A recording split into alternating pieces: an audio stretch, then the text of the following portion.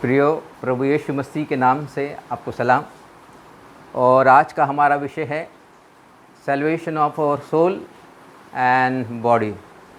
इसका मतलब हमारे प्राण का और शरीर का उद्धार। फिलिपियों की पत्री उसका दूसरा अध्याय उसका 12 वचन में पौलुस फिलिपियों की कलीसिया को कहता है कि हे प्रियो, डरते कांपते हुए अपने उद्धार का कार्य पूरा करते जाओ। जब पौलुस फिलिपियों को कलीसिया को कह रहा है कि अपने उद्धार का कार्य पूरा करते जाओ, इसका मतलब ये होता है कि हमारा जो उद्धार है ये सिर्फ आत्मा का उद्धार हुआ है। जब हमने प्रभु यीशु मसीह को अपना उद्धारकर्ता ग्रहण किया तब हमारे आत्मा का उद्धार हो जाता है। पहला थिस्सलुनीयों उसका 5वां अध्याय उसका 23वें वचन में भी ऐसा लिखा है कि परमेश्वर ने जो मनुष्य बनाया है ये मनुष्य को का आत्मा बनाया है, और आत्मा के पास सोल या प्राण होता है, और ये स्पिरिट मतलब आत्मा और प्राण एक घर में रहता है जिस घर को शरीर बोलते हैं। मतलब हम जो है 3 भागों में बटे हैं, आत्मा, प्राण और शरीर। और जब हमने प्रभु यीशु मसीह को ग्रहण किया तब हमारे आत्मा का उद्धार हो गया है, हमारे प्राण का उद्धार नहीं हुआ, हमारे शरीर का उद्धार नहीं हुआ। हमारे प्राण का उद्धार नहीं हुआ, इसका मतलब क्या हुआ? हमारे प्राण में माइंड है मतलब बुद्धि है, हमारे प्राण में विल है मतलब इच्छा शक्ति है, और हमारे प्राण में इमोशंस है मतलब भावना है। हमारे प्राण का उद्धार नहीं हुआ, इसका मतलब ये होता है कि हमारी कल्पना परमेश्वर की कल्पना से मेल नहीं खाती, और इसका कारण ये है कि हमारे प्राण का उद्धार नहीं हुआ। हमारी इच्छा और परमेश्वर की इच्छा से मेल नहीं खाती, इसका मतलब हमारे प्राण का उद्धार नहीं हुआ। और अपने प्रेम के इजहार में हम में कमी पड़ जाना, इसको भी बोलते हैं हमारे प्राण का उद्धार नहीं हुआ। और ये हमारे प्राण का उद्धार कब होगा? रैप्चर के समय में, जब प्रभु यीशु मसीह बादलों पे आएगा तब जो सोए हुए हैं वो महिमामय शरीर को धारण करेंगे, और उनका शरीर भी महिमामय होगा, उनका प्राण का भी उद्धार होगा, शरीर का भी उद्धार हो जाएगा। और जो जीवित है वो भी महिमामय शरीर को धारण करेंगे, उनके पास महिमामय शरीर होगा और उनका प्राण भी महिमामय होगा। तो हमारा पूरा जो उद्धार है मतलब हमारे प्राण का और शरीर का उद्धार प्रभु यीशु मसीह के रैप्चर के समय होगा। वैसे हमारे शरीर का भी उद्धार नहीं हुआ है। हमारे शरीर का उद्धार नहीं हुआ, इसका मतलब होता है कि हम थक जाते हैं। हमारा थकना इस बात को दर्शाता है कि हमारे शरीर का उद्धार नहीं हुआ, क्योंकि परमेश्वर ने हमको अपने स्वरूप में बनाया। परमेश्वर कभी नहीं ऊँगता, कभी नहीं सोता, और उसने हमको अपने स्वरूप में बनाया, लेकिन आत्मा को शरीर में रखा, इस घर में रखा, और घर थकता है, और थकने का इसका मतलब है हमारे प्राण का भी उद्धार नहीं हुआ। हमारी ताकत कम हो जाना, हम इसका भी ये मतलब होता है कि हमारे शरीर का उद्धार नहीं हुआ। चेहरे पे उम्र की झलक नज़र आना, ये भी इस बात का उदाहरण है, इस बात का स्पष्टीकरण है कि हमारे शरीर का उद्धार नहीं हुआ। पौलुस फिलिपियों की कलीसिया को यही कह रही है कि प्रियो, डरते कांपते हुए अपने उद्धार का कार्य पूरा करते जाओ। पौलुस फिलिपियों की कलीसिया को कहता है कि हमारे आत्मा का तो उद्धार हुआ है, लेकिन हमारे प्राण का उद्धार नहीं हुआ है, हमारे शरीर का उद्धार नहीं हुआ है। और आज का हमारा विषय है कि हम अपने प्राण का उद्धार कैसे ले सकते हैं और हमारे शरीर का उद्धार को हम कैसे पा सकते हैं, क्योंकि इस बात को डरते कांपते हुए अपने उद्धार का कार्य पूरा करते जाने के लिए पौलुस फिलिपियों की कलीसिया को कह रहा है। मतलब जब तक प्रभु यीशु मसीह नहीं आता, बादलों पे नहीं आता, तब तक हमको ये कार्य करते जाना है। काय का कार्य करते जाना है? हमारे प्राण का उद्धार और हमारे शरीर का उद्धार का कार्य हमको करते जाना है, और बड़े मेहनत से उसको करते जाना है। हमारे आत्मा का तो उद्धार हुआ, लेकिन हमारे प्राण का और शरीर का उद्धार नहीं हुआ। आज हम देखेंगे कि हम अपने प्राण का उद्धार और अपने शरीर का उद्धार कैसे पा सकते हैं।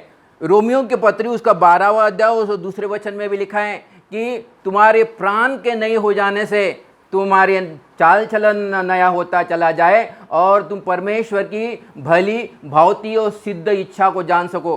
जब हमारे प्राण का उद्धार होता है तो फिर हम परमेश्वर की सिद्ध इच्छा को जानते हैं, परमेश्वर की एक्सेप्टेबल जो इच्छा है उसको हम जानते हैं, और जो परमेश्वर को जो भाता है वो हम जानते हैं। तो यहाँ पर पौलुस फिर से रोमी की कलीसिया को कहता है कि हमारे प्राण का उद्धार होने की आवश्यकता है, और हमारे प्राण का उद्धार हम डरते कांपते हुए, मतलब उद्धार का कार्य पूरा करते चले जाए। हमारे प्राण के उद्धार को हम कैसे पा सकते हैं, और यहाँ पर 6 बातें हैं जिसके द्वारा हम अपने प्राण का उद्धार ले सकते हैं जब तक कि प्रभु यीशु मसीह नहीं आता।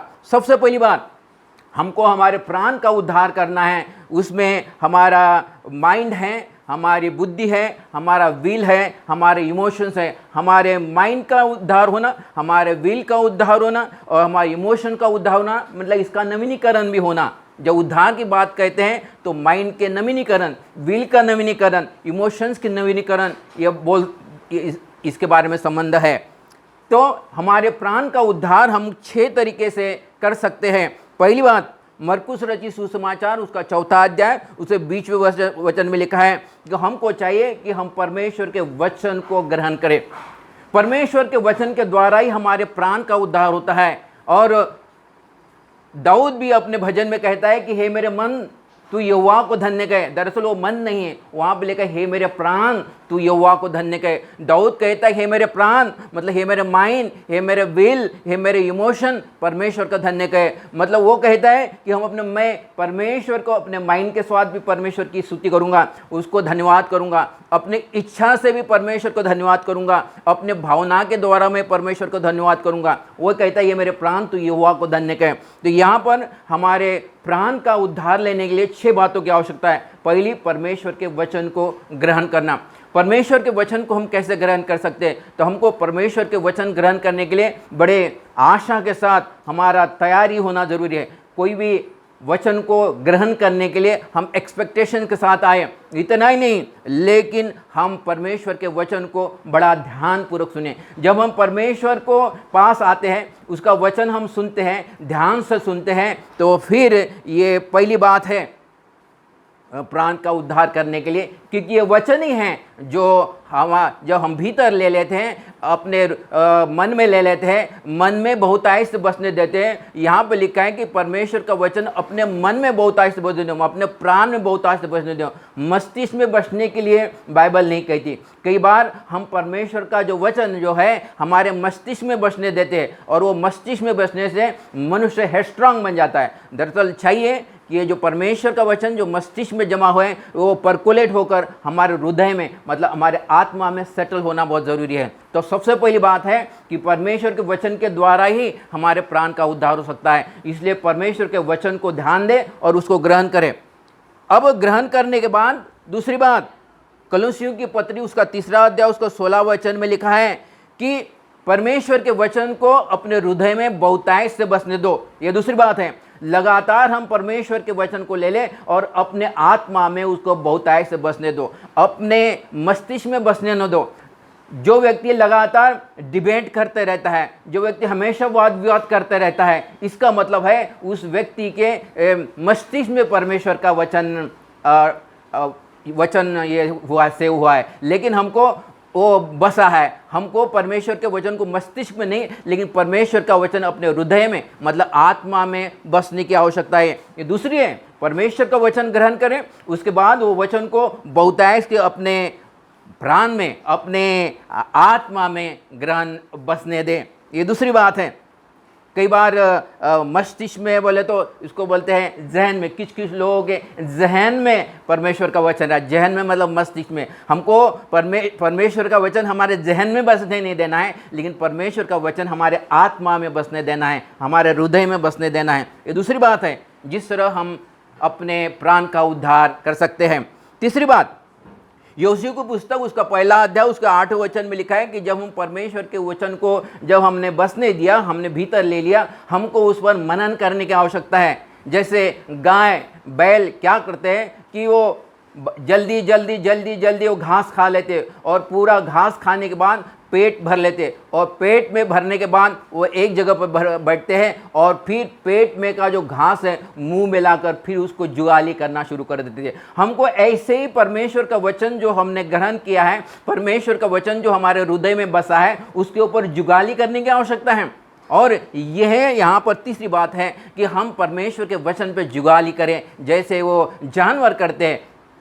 घास खाने के बाद, भोजन खाने के बाद, भोजन मतलब परमेश्वर का वचन लेने के बाद वो पेट में का जो भीतर गया है उसको फिर से मुंह में लाते हैं, उसको बोलते हैं जुगाली करना। हमको परमेश्वर के वचन पर मनन करने की ज़रूरत है।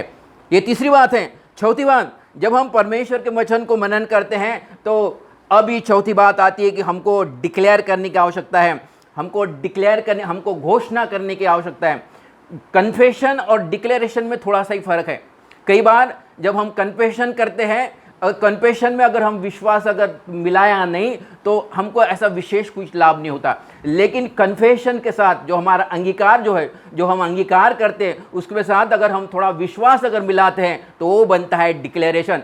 और हमारे जीवन में अगर कोई लाभदायक है तो ये डिक्लेरेशन है।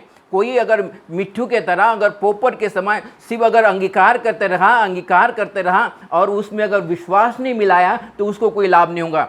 इब्रानी की पुत्री उसका 4 अध्याय 12 वचन में ऐसा लिखा है कि जो इजरायली लोग थे, जो उन्होंने अपने डिक्लेरेशन में, अपने कन्फेशन में विश्वास को मिलाया नहीं, ऐसा लिखा है, और इसलिए उनको कोई लाभ नहीं हुआ। हम जब भी कन्फेशन करते हैं, कन्फेशन और डिक्लेरेशन में थोड़ा सा ही फर्क है। अगर हम कन्फेशन करते हैं और उसमें अगर विश्वास नहीं मिलाया तो उसको कन्फेशन बोलते हैं, लेकिन कन्फेशन के साथ अगर विश्वास को अगर मिलाया तो उसको डिक्लेरेशन करते हैं। और मसीह जीवन ही डिक्लेरेशन का जीवन है। हमेशा हम अपने जीवन में डिक्लेरेशन करते रहें। और मैं अपने मैसेज के बाद में मैं आपको बताऊंगा कि किस किस बातों का हमको डिक्लेरेशन करना है, क्योंकि मैंने 20 बातों की ऐसी सूची बनाया है जिसकी हमको डिक्लेरेशन करने की आवश्यकता है। तो चौथी बात जो है कि हम डिक्लेरेशन करें। पांचवी बात, जब हमने परमेश्वर के वचन को अभी डिक्लेरेशन कर दिया है और जो परमेश्वर के वचन को हमने अपने हृदय में बहुतायत से बसने दिया है, जो बातों को हम कल्पना करें कि वो मेरे जीवन में हो रहा है, हम कल्पना करें कि वो मेरे जीवन में हो गया है। दूसरा करंथियों उसका 4 अध्याय उसका 18 वचन में पौलुस करंथी की कलीसिया को कहता है कि हम लोग जो है जो अनदेखी वस्तु के ऊपर ज़्यादा ध्यान देते हैं, हम देखी वस्तु की तरफ नहीं ध्यान देते, हम अनदेखी वस्तु की तरफ ध्यान देते। और दाऊद ने भी अपने जीवन में वैसा किया। जब वो गोलायत के सामने आया तो गोलायत को कहने लगा कि आज मैं तेरे सर को काटूंगा और तेरा सर जो है पशु पक्षी को खिलाऊंगा। जब दाऊद ने ऐसा कहा तो कि मैं तेरे सर को, दाऊद गोलायत को कहता है कि मैं तेरे सर को काटूंगा, तब उसके बाद तलवार नहीं थी, लेकिन उसने ऐसी बातों की कल्पना की कि मेरे पास मैं गोलायत को मारूंगा, गोलायत को मारने के बाद मेरे पास तलवार भी आ जाएंगी, तलवार आने के बाद मैं उसके सर को भी काटूंगा और मैं पशु पक्षी को खिलाऊंगा। ऐसी वो कल्पना करने लगा। दरअसल हमको अपने जीवन में अनदेखी बातों का ये करना है, विजुलाइज करना है, कल्पना करना है। ये दरअसल पांचवी बात है, हम विजुलाइज करें। और छठी बात, मैंने जैसे बताया कि हमारे प्राण के उद्धार के लिए परमेश्वर का वचन ग्रहण करना बहुत ज़रूरी है।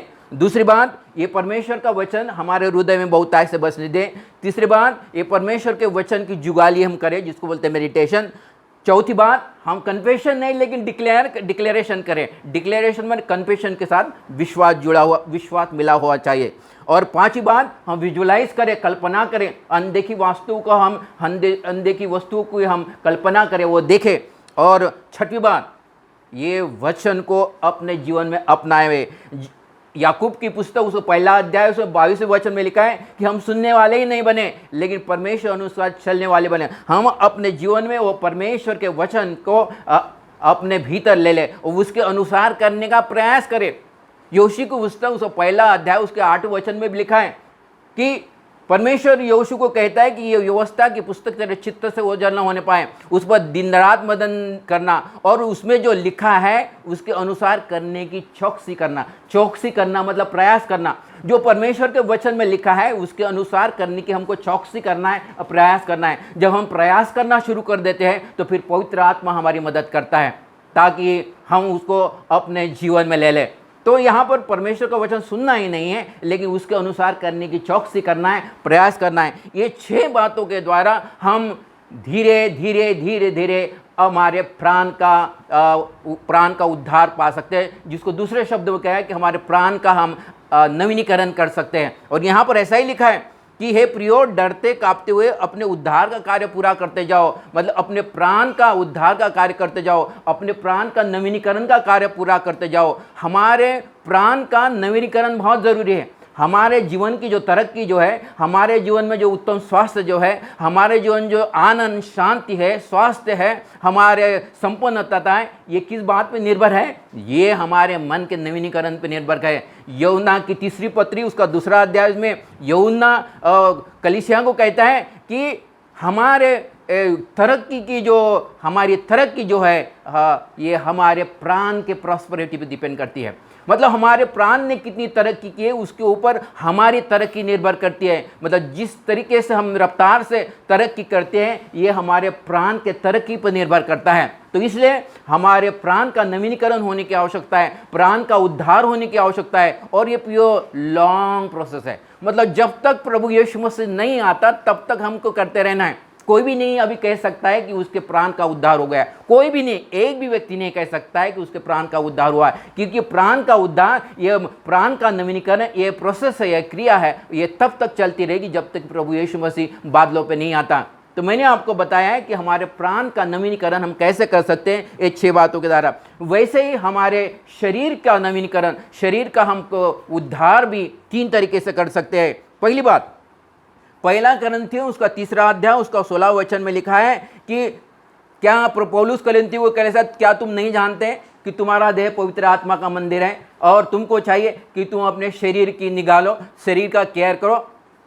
पहली बात है कि हमको अपने शरीर का निगाह करना है, अपने शरीर का केयर करना है। जंक फूड को भी नहीं खाना है। जंक फूड को खाने के लिए पौलुस कलीसियों को गलता कि खाना नहीं है। शरीर की निगाह रखना मतलब हमारे खाने के ऊपर भी ध्यान देना। शरीर की निगाह रखना मतलब हमारे इसको भी ध्यान रखना है, हमारे व्यायाम को भी ध्यान रखना है, एक्सरसाइज के ऊपर भी ध्यान रखना है। पौलुस कुरिन्थी की कलीसिया को कह रहा है कि ये जो देह जो है पवित्र आत्मा का मंदिर है, ये पवित्र आत्मा मंदिर का हमको ध्यान रखना है। मतलब जंक फूड भी नहीं खाना है और हमको रेगुलर एक्सरसाइज भी करना है। ये पहली बात है जिसके द्वारा हम अपने शरीर के उद्धार का कार्य कर सकते हैं। दूसरी बात, परमेश्वर के वचन को मेडिसिन करके ले ले। नीति वचन उसका 4 अध्याय उसका 22 वचन में लिखा है कि परमेश्वर का वचन जो है टॉनिक है। जब हम हर रोज परमेश्वर के वचन का टॉनिक लेते हैं, क्या टॉनिक है? परमेश्वर का वचन कहता है कि उसने मुझे उत्तम स्वास्थ्य दिया है, उसके कोड़े खाने से मैं चंगा हो गया हूँ। दरअसल ये वचन को हर रोज हमको लेने की आवश्यकता है। जब है परमेश्वर के वचन को हर रोज लेना मतलब कैसे लेना? हमको डिक्लेरेशन करने की आवश्यकता, मतलब कन्फेशन प्लस फेथ। सिर्फ बोलने से, सिर्फ ऊपर ऊपर अगर हम कहते हैं कि उसके कोड़े खाने से हम चंगे हो गए हैं और फिर उसके साथ विश्वास अगर मिलाते नहीं तो वो सिर्फ कन्फेशन हो गया। बाइबल कन्फेशन नहीं, लेकिन डिक्लेरेशन की बात कर रहे हैं। हमारा जीवन ही डिक्लेरेशन का जीवन है, मसीह जीवन ही डिक्लेरेशन का जीवन है। हमको लगातार सुबह से शाम तक हमेशा डिक्लेरेशन ही करने की आवश्यकता है। तो यहाँ पर हमेशा हम डिक्लेयर करें कि उसका वचन मेरे लिए पाँव के लिए दीपक, मेरे पथ के लिए विचारा है, और उसके कोड़े खाने से मैं चंगा हो गया। उसके वचन के द्वारा मुझे उत्तम स्वास्थ्य मिलता है। प्रभु बोझ लेने के द्वारा मुझे उत्तम स्वास्थ्य मिलता है। उसके देह खाने के द्वारा मुझे उत्तम स्वास्थ्य मिलता है। इस बातों को अपने जीवन में ले लेना है। इसको बोलते हैं कि परमेश्वर का वचन टॉनिक करके लेना है। तीसरी बात, भजन संहिता उसका 103 उसका 5 वचन में दाऊद कहता है कि वो मेरे मुख को उत्तम पदार्थों से भरता है और मेरी जवानी को उकाब के नाई बनाता है। प्रियो, यहाँ पर डिक्लेरेशन की बात आई। हमको हमेशा डिक्लेरेशन, दाऊद कहता है कि वो मेरे मुख को उत्तम पदार्थों से भरता है, वो मेरे जवानी को उकाब के नहीं बनाता है। हम हर रोज अपने आप को कहें कि उसने मेरे जवानी को उकाब के नहीं बनाया, उसने मेरे जवानी को उकाब की नहीं बनाया, नया बनाया। जब हम ऐसा डिक्लेरेशन करते हैं तो हमारे उम्र के अनुसार हम नहीं दिखाई देते, हम उम्र के अनुसार से नहीं दिखाई देते, क्योंकि जब हम ऐसा करते रहते हैं हम अपने प्राण का उद्धार का कार्य कर रहे हैं। जब हम अपने प्राण का उद्धार का कार्य कर रहे हैं तो हमारे उम्र के हिसाब से कोई व्यक्ति अगर 60 साल का अगर है और लगातार अगर ये परमेश्वर के वचन को ले रहा है तो वो 60 साल का नहीं, वो 40 साल का, 30 साल का भी दिख सकता है। क्योंकि पौलुस यही कह रहा है कि हे प्रियो, डरते कांपते हुए अपने उद्धार का कार्य पूरा करते जाओ। तो प्रियो, हम अपने शरीर का उद्धार का कार्य कैसा पूरा कर सकते हैं? पहली बात, अपने शरीर की निगाह लेकर। मतलब जंक फूड भी नहीं खाना है और फिर एक्सरसाइज भी करना है। दूसरी बात, परमेश्वर के वचन को टॉनिक करके लेना है। और तीसरी बात, डिक्लेरेशन। भजन संहिता 103 उसको 5 में लिखा है कि हमको डिक्लेरेशन करने की आवश्यकता है। कन्फेशन प्लस फेथ, इसको बोलते हैं डिक्लेरेशन। तो प्रियो, आज मैंने आपको बताया कि हम अपने प्राण का उद्धार का कार्य और अपने शरीर का उद्धार का कार्य कैसा कर सकते हैं। और ये क्रिया है, ये लगातार करते रहना है जब तक कि प्रभु यीशु मसीह नहीं आता। और आज मैं आपके लिए कुछ 20 ऐसे डिक्लेरेशन को लाया हूं जो हम हर रोज के जीवन में कर सकते हैं। ये हम हमेशा बोलते रहे, क्योंकि ये बातें परमेश्वर ने पवित्र आत्मा में मेरे मन में डाले कि ये 20 बातों को हम लगातार डिक्लेरेशन करते रहे। जैसे पहला, मैं परमेश्वर से जन्मा हूं और शत्रु मुझे छू भी नहीं सकता। दूसरा, मैं परमेश्वर के हाथ की रचना हूं और उसमें परिपूर्ण हूं। तीसरा, मैं नई सृष्टि हूं और परमेश्वर का स्वभाव मुझ में है। चौथा, मैं प्रभु यीशु मसीह के साथ संगी वारिस हूं। पांचवा, मैं पवित्र आत्मा का मंदिर हूं और प्रभु यीशु के लहू से द्वारा खरीदा गया हूं। छठवां, मैं प्रभु यीशु मसीह जयवन से भी बढ़कर हूं। सातवां, मैं जगत की ज्योति हूं। आठवां, मैं प्रभु यीशु मसीह का राजदूत हूं। नौवां, मैं प्रभु यीशु मसीह में परमेश्वर की धार्मिकता हूं। मुझ पर बहुतायत का अनुग्रह किया गया है, इसलिए मैं जीवन में राज्य करूंगा। 10वां, उसने मुझे सर बनाया है, पूछ नहीं, मैं हमेशा अव्वल रहूंगा, पीछे नहीं। 11वां, परमेश्वर ने मुझे अंधकार के राज्य से निकालकर प्रभु यीशु मसीह की ज्योति के राज्य में प्रवेश करवाया है। 12वां, मैं प्रभु यीशु मसीह के साथ स्वर्गीय स्थानों में बैठा हूं। 13वां, मेरे वर्तमान, मेरे भूतकाल, मेरे भविष्यकाल के गुनाहों को माफ कर दिया गया है। मुझसे परमेश्वर बेहद प्रेम करता है। 14वां, मुझ में प्रभु यीशु मसीह का मन है। 15वां, जो मुझ में है वह संसार में जो है उससे बढ़कर है। 16वां, मैं प्रभु यीशु मसीह में सब कुछ कर सकता हूँ। 17वां, परमेश्वर ने मुझे भय की नहीं बल्कि प्रेम, संयम और सामर्थ्य की आत्मा दी है। 18वां, मैं व्यवस्था के शाप से मतलब पाप, बीमारी, गरीबी से छुड़ाया गया हूँ। 19वां, प्रभु यीशु मसीह ने मुझे सांप और बिच्छू को रोनने की और उसके शत्रु के सारी सामर्थ पर अधिकार दिया है और किसी तरीके से मुझे हानि नहीं हुई। और 20वां, प्रभु यीशु मसीह के कोड़े खाने से मैं चंगा हो गया हूँ। और इसके साथ मैंने बाइबल में के वचन भी देखे हैं, ये हम बाइबल में देख सकते हैं। तो प्रियो, आज मैंने आपके सामने अपने प्राण का उद्धार कैसा कर सकते हैं और अपने शरीर का उद्धार का कार्य हम कैसा कर सकते हैं वो बताया। अभी मैं फिर से संक्षिप्त में बताता हूँ। हमारे प्राण के उद्धार के लिए 6 बातें आवश्यकता है। पहला, परमेश्वर के वचन को ग्रहण करना। दूसरा, परमेश्वर के वचन को बहुतायत से बसने देना। तीसरी बात, परमेश्वर के वचन पे मनन करना। चौथी बात, परमेश्वर के वचन का डिक्लेरेशन करना। पांचवी बात, परमेश्वर के वचन के अनुसार विजुलाइज करना, कल्पना करना। और छठी बात, परमेश्वर के वचन के अनुसार करने की चौकसी करना या प्रयास करना। ये 6 बातें प्राण के उद्धार के लिए। अभी शरीर के उद्धार के लिए अपने शरीर की निगाह करना। दूसरी बात, परमेश्वर का वचन टॉनिक करके लेना। और तीसरी बात, डिक्लेरेशन करना। भजन संहिता 103 और 5 में कहता है डिक्लेरेशन करना। मसीह जीवन में सबसे महत्वपूर्ण अगर कुछ है तो वह डिक्लेरेशन है। तो यहाँ पर पौलुस फिलिप्पियों की कलीसिया को कहता है कि हे प्रियो, डरते कांपते हुए अपना उद्धार का कार्य पूरा करते जाओ। ये प्रियो क्रिया है और लगातार करते रहना है, तब तक करते रहना है जब तक कि प्रभु यीशु मसीह बादलों में नहीं आता है। मैं विश्वास करता हूँ कि वचन के द्वारा आपको उत्साह मिला होगा, प्रोत्साहन मिला होगा। परमेश्वर इस वचन पर आशीष दे और आपको भी आशीष दे।